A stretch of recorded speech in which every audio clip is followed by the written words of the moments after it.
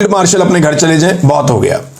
उन्होंने मुल्क और कौम को बहुत नुकसान पहुंचा लिया। अब कोई डिजर्विंग और प्रोफेशनल बंदा आए जो फौज को सियासत से दूर लेकर जाए।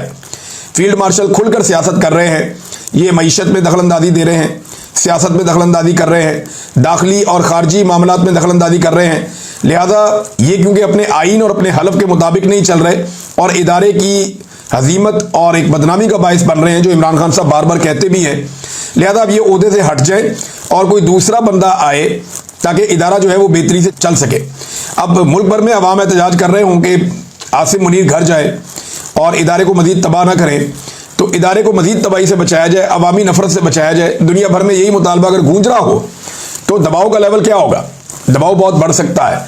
लिहाजा मेरे ख्याल में इस दबाव से बचने के लिए इमरान खान साहब की मुलाकातें बंद कर दी गई हैं और अब उनके केसेस भी नहीं चलने दिए जा रहे और साथ ही साथ माफ़ी तलाफी की कोशिश भी की जा रही है। माफ़ी का सादा मतलब यह है कि आप हमें चलने दें, हमें चलने दें। यानी अगर इमरान खान साहब इस बात पे मान जाते हैं कि ठीक है आसिम मुनीर साहब अपना काम करते रहें, तो इमरान खान साहब जो हैं वो फिर उनके लिए आसानियां पैदा हो जाएंगी। लेकिन इमरान खान साहब ये खुद कह चुके हैं कि अगर मुझे कुछ हुआ तो उसके लिए रिस्पॉन्सिबल आसिम मुनीर साहब होंगे। वो ये भी कह चुके हैं कि आसिम लॉ चल रहा है पाकिस्तान में। वो ये भी कह चुके हैं कि आसिम मुनीर साहब के इक़्तिदार को तूल देने के लिए जो जो कुछ हो सकता है वो मुल्क के अंदर किया जा रहा है। तो इमरान खान साहब बड़ा कैटेगोरिकली और क्लियरली कह चुके हैं कि तमाम मसाइल के लिए जिम्मेदार आसिम मुनीर साहब हैं।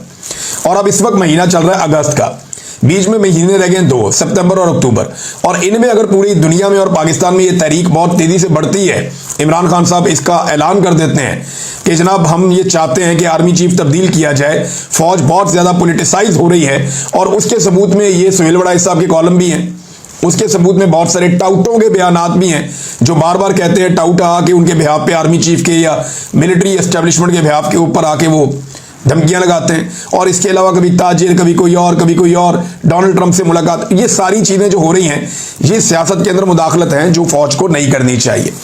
लिहाजा अगर ये तहरीक इस तरह खड़ी होती है तो फिर मुश्किलात बढ़ेंगी।